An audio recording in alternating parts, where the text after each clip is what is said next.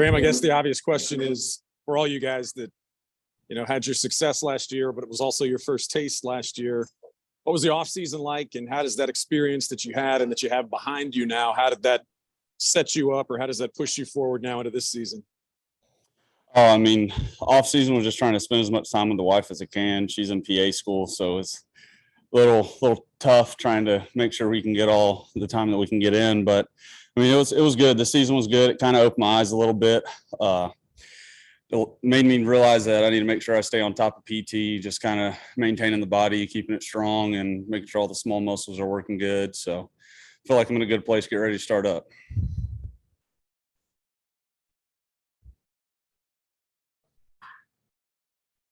Graham, of all the successes you had last year, what meant the most to you from your rookie year? That's a good question. I would have to say probably just seeing how all the guys were behind me in every start. It just made it fun. Having guys wanting you to get back out there and just kind of competing between ourselves, especially like throughout the starters and stuff.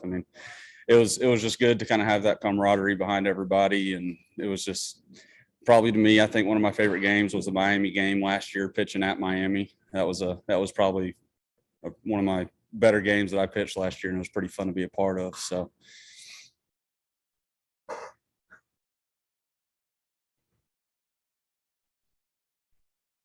Nick and Hunter talked about their off seasons and the things that they worked on and adding pitches.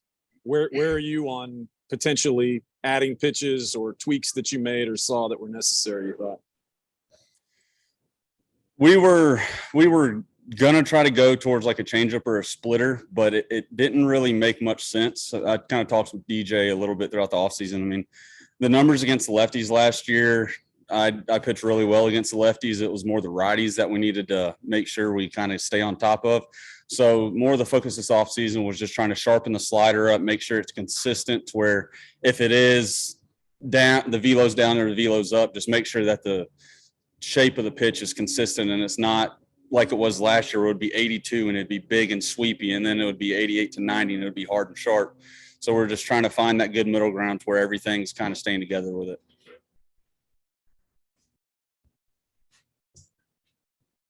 Anything else, guys? Yeah, Graham, we just talked to Tyler Stevenson, and one of the final questions to him was about expectations. And he says he hears a lot of doubting. He said, keep talking negatives about us. We want to prove people wrong. Is that something you hear, you listen to, you care about? When you hear people say things about your club, how do you digest it? You see stuff, you hear stuff all the time. All it does is add fuel to the fire for us. We have high expectations every year and we plan on executing them. So, I think we're in the role for a real fun season this year. And I wanted to ask you about your young core here, because I think fans sometimes lump you, Nick, and Hunter together as this threesome that this team could really build around for the future. Do you look at yourselves as a group, as a foundation for what this team's trying to do?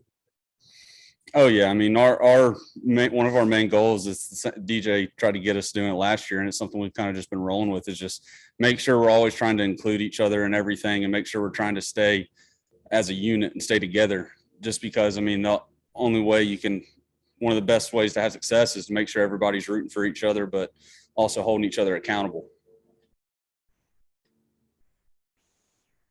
How does that look at the three of you? Whose personality plays what role? Who's the peacemaker? Who's the guy who says no? Any kind of ideas on personalities there within the group that you have? That's a tough one. We haven't really hit that point yet to where it's kind of like somebody's had to step up and be like, hey, you need to make sure you're doing your stuff, or you need to make sure you're doing this and that. Right now it's just we're still just trying to kind of fill it out. We're going into the second season, so it's just still kind of having to take those baby steps and just work through it and just kind of see where it leads us. What do you think of all of the rule changes, Graham, especially the pitch clock coming in?